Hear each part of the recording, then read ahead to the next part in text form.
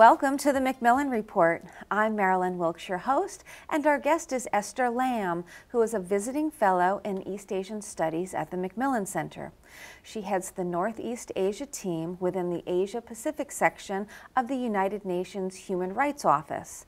A journalist and researcher before joining the United Nations, Ms. Lam has published extensively on human rights, United Nations, and World Trade Organization issues. Among her books are China and the WTO, A Long March Toward the Rule of Law, A Practical Guide to the WTO for Human Rights Advocates as lead author, and SARS and the WHO, An Untold Story. Today we'll talk with Ms. Lam about human rights and multilateral development banks, also known as MDBs. Welcome, Ms. Lam. Thank you, Marilyn. Let's start with the term multilateral development banks. What are they? Yeah. So multilateral development banks, they are international financial institutions, and by definition, they are multilateral, meaning their membership are multiple countries, more than two, as their shareholders. More than two countries as shareholders of this bank. And usually, a multilateral international development bank, they're established by an international agreement. We commonly call them articles of agreement.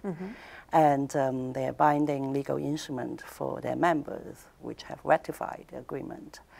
And so one might think, oh, so hold on, what exactly, how is a multilateral development bank different from a commercial bank?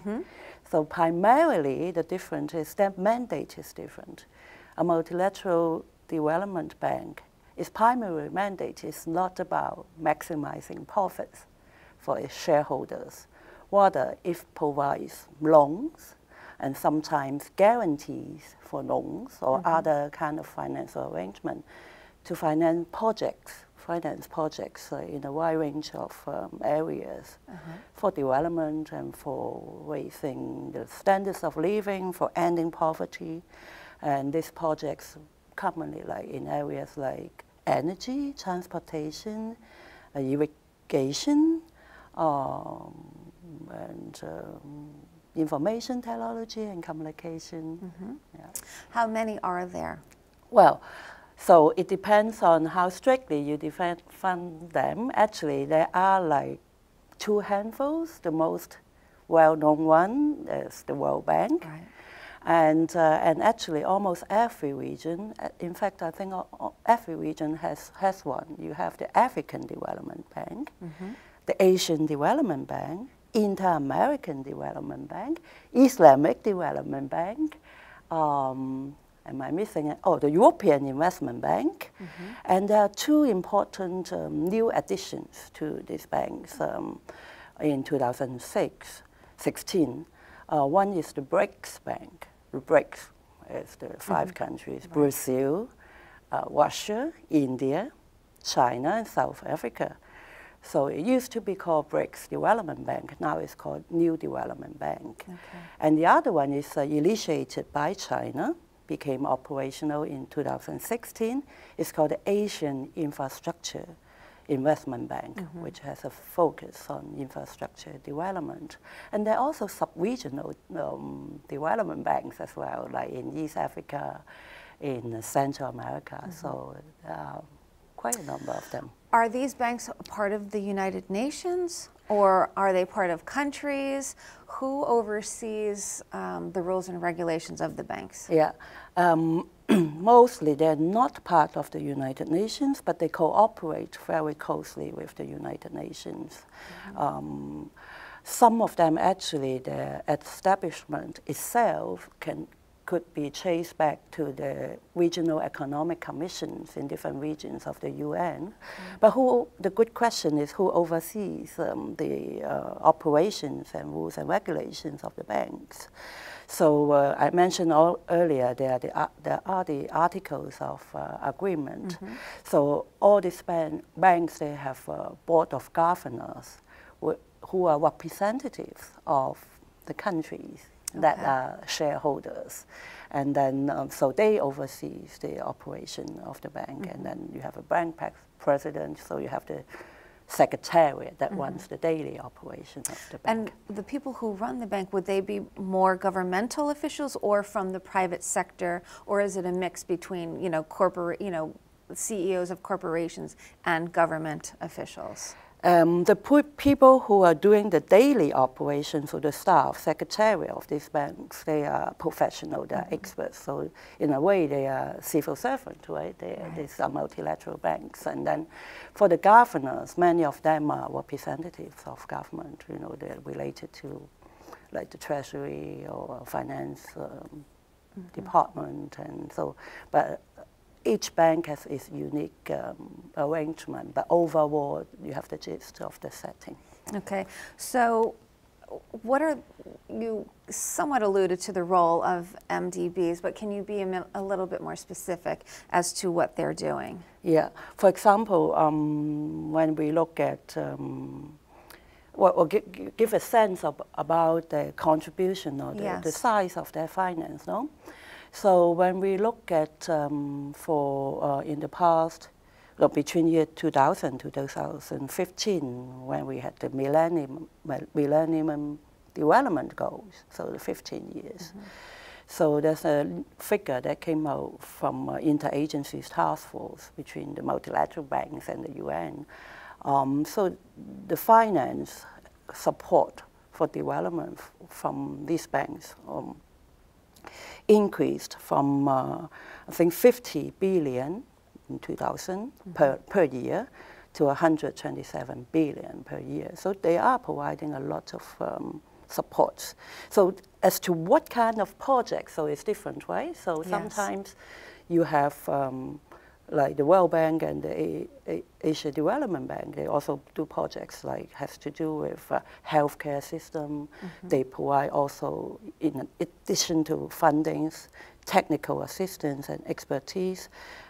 Some banks help build railway or a dam or hydropower. So it is a very wide range of different projects we're talking about here. And who determines what projects get funded? Oh, good question. So clearly countries and different countries apply they submit proposals for funding. And then each bank will have a mechanism, to review. There would be a standard, I would imagine, a template, the requirement and the project and why, the justification, and then we will be reviewed by, professional staff of each bank, and then the ultimate decision, of course, rests with the board. But oftentimes, I think most of the groundwork and verification, the screening is done at the professional secretariat level. Okay, so let's talk about specific examples of how human rights fit into economic development and the MDBs. Can you cite some specific examples? Yeah, all right. So human rights, how it fit in, okay. Well, and first of all, I guess we should talk about what do we mean by human rights? I would imagine, one of the missions of the MDBs is to raise people up to improve their quality of life, and that can be in many different regards, from climate change to health care. So can you give some examples of maybe some of the programs that have worked particularly well? Okay. Okay, so there are I can see there are two aspects of your question, right? One is how human rights are relevant or related to economic development, right? The other is then what's the role of MDBs, Multilateral Development Bank, in this? So I actually would try to turn it around and think about this way. We don't just pursue economic development for the sake of, right? It's not the mean in itself. And so when we ask ourselves, what is economic development for? So let's bring it down to our day-to-day level, right? So primarily, it is about, you know, healthcare, food, adequate housing, having access to clean water, sanitation facilities. And these examples I mentioned, they're all internationally recognized and legally guarantee human rights. Inalienable. Yeah, they're in different human rights instruments, law, and they're in the Universal Declaration of Human Rights, which is turning 70 years old today. Yeah, well, today, not today, this year. Yeah, so there's an intrinsic link when you think of it. It's not just economic development for the sake of it. And I do believe there's a global consensus now when we talk about development or economic development. We're talking about inclusive, sustainable development, right? So no one should be left behind in today's world. And sadly, many are still left behind. I think I just read a report yesterday, the world's wealth, 50% of it belongs to 1% of the world's population. So many people are left behind, and then I can go on and on about human rights and what we should do about it, because this is what my office does, where I work. But when we come back to the Multilateral Development Bank role, it's interesting because after the 2016 agreement, the consensus on the Sustainable Development Goals, which we call the 2030 Agenda. So we're talking about a global consensus where we go from here, 2016, to 2030 when we talk about sustainable development. So there are 17 goals covering a wide range of areas. With the hopes that those goals are met by 2030. Exactly. Yes. Exactly. So the multilateral development banks got together, so, those examples I mentioned earlier, and they've identified, some areas they can make a contribution. So, for example, let's talk about money, because that's what banks are about, right? That biggest contribution. So there's UN estimate, if we are to achieve these sustainable development goals, we're talking about 5 to 7 trillion US dollars per year. So it's far beyond any foreign official assistance program or any one single country can do. And these banks, their membership are multilateral countries, they're different countries. So that's why it's so important to get together and do this together. And there are some thematic areas that which really jump out to us, the needs. For example, let's think about forced displacement, whether it's because of armed conflict, natural disasters.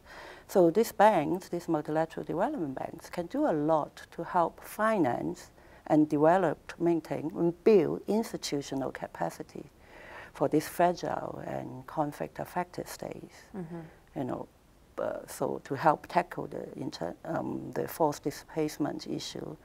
And when we look at the state of the world today, you can see also when large number of people are displaced, then the influx into another country or the host community is also a huge challenge. So these banks can do a lot to help also to strengthen the capacity of the host community to handle all these challenges. So this is one area. I think there was one concrete pledge by the multilateral banks to do this together. They're trying to have a humanitarian development partnership. So to look at these areas of work in the humanitarian summit last year. Another thing that was pretty obvious to all of us is climate change. A lot of projects and programs and work needs to be done to mitigate climate change, requires investment. And this is another area, as far as I'm aware of, the multilateral development banks are trying to work on better and also in a more in sync manner, because you have the Green Fund and you have other funding opportunities out there, but the demand is huge. And then they're trying to align themselves and how to do it, and they're doing it in a way that's most effective and in line with the Paris Agreement. Okay. Yeah. Well, lastly, allow me to mention also infrastructure. Investment in infrastructure is vital for a wide range of human rights.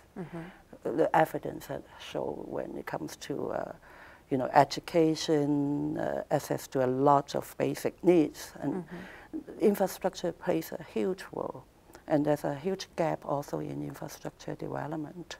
And when you say infrastructure development, do you mean roads so people can get around? I know particularly in Africa that is an issue. Is there anywhere else in the world that infrastructure is a concern? Yeah, many parts like Asia as well. And so the Sustainable Development Goals, one of it is about building resilient infrastructure. And then transportation, like roads, where was one, is one thing. But infrastructure also includes like energy, irrigation, like water system. In fact, information and communication technology infrastructure is also a very, very important part of infrastructure as well. It is so important that there's a new forum among the Multilateral Development banks and the United Nations relevant agency that was launched last year in April, I believe. It's a global infrastructure forum exactly to pull together the expertise and see how best to address these needs and to finance these projects in a smart way. And for example, the newly created Asia Infrastructure Investment Bank is now financing a number of projects, co-financing with the Asia Development Bank and the World Bank as well. So they're cooperating, the new one, the existing one. So it is an important and challenging time. Right. What are some of the challenges that MDBs face? There are plenty, and there are also critics out there about governance issues, Political issues. Yeah, but let us focus on maybe the human rights perspective, as we're talking about multilateral development banks and human rights. Put it this way, there are many active civil society actors, NGOs worldwide. They dedicate their efforts to monitor the work and operations of multilateral development banks so that they truly deliver on their promises. And at the same time, that projects they support do no harm to human rights. Right. Why so? Because regrettably, evidence shows that human rights can be, and in fact have been, violated sometimes in the context of projects financed by multilateral development banks.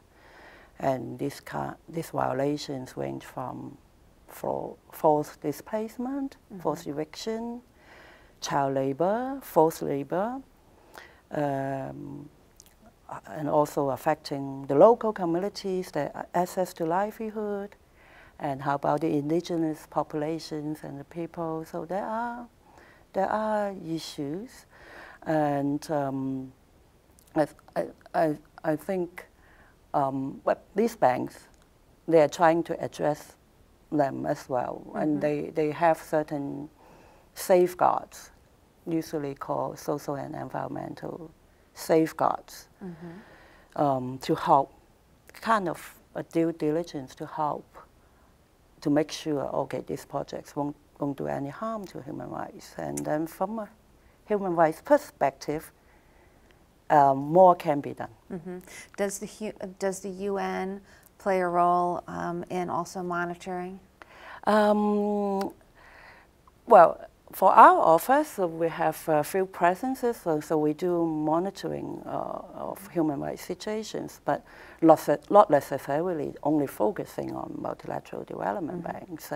But at the long setting level, our office, the Office of the UN High Commissioner for Human Rights, has been very active in providing expertise, advice, and submissions to all sorts of multilateral development banks when it comes to their different mechanisms, like the safeguard and environmental and social safeguards I mentioned, both the new one by the Asia Infrastructure Investment Bank and also the one that's revised and also newly revised by the World Bank Group.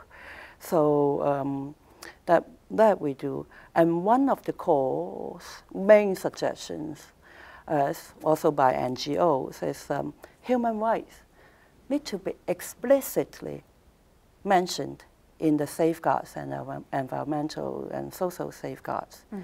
Because, okay, when the borrower, clearly the responsibility to implement the projects rests with the borrower, the one who borrowed, right, the countries. But as the lender, in this case the Multilateral Development Bank, if they're not vigilant or if they're not very explicit in their loans agreement, grants agreement about human rights, then it won't be taken seriously, right, while you have other challenges in implementing a big projects. So one of the ways to do this is to have very explicit reference to human rights in the safeguards rules, and when vetting the proposal submission for grants and loans, also look into the human rights assessment. There should be a risk assessment, how likely this will affect the livelihood of the local population there. Is there meaningful consultation, like with the local population, communities, indigenous people, and also if things go wrong, is there a redress mechanism? How can people be compensated? How to avoid, this from happening? Sure. So a lot of concrete things that can be done, and so clearly the way to go forward is to work together. I don't think. Well, this is my personal view. I think the debate has gone beyond whether multilateral development banks should be vigilant and should be careful whether projects they're supporting can adversely affect human rights. I think that we've gone beyond that. Everyone agrees, clearly.